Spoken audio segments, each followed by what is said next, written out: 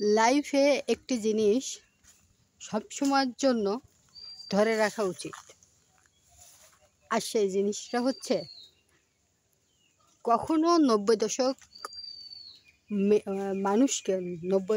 মানুষকে জ্ঞান দিতে যাবেন না।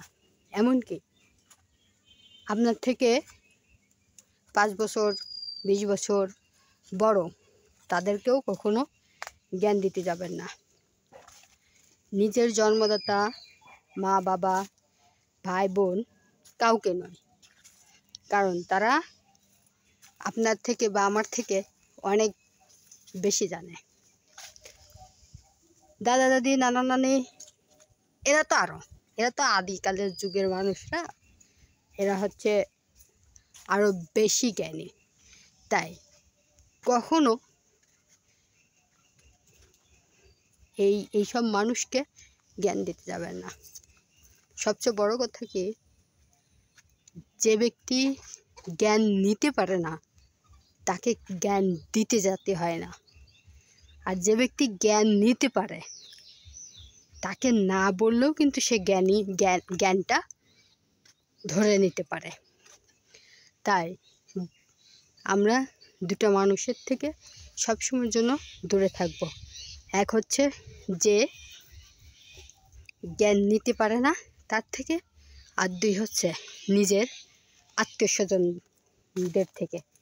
এদেরকে কখনোই জ্ঞান দিতে যাব না, কখনোই না। আল্লাহ তাআলা আমাদের সবাইকে সেই জ্ঞান সেই কাজ করার তৌফিক দান করুক, আমিন। প্রিয় গাইস, আসসালামু আলাইকুম ওয়া রাহমাতুল্লাহি ওয়া বারাকাতুহু।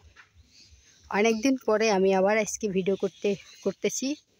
তো প্রচণ্ড রোদ, আপনারা দেখতে পাচ্ছেন, দেখেন সূর্যের আলো, প্রচণ্ড রোদ। এই রোদের মধ্যে আমি ভিডিও করতেছি।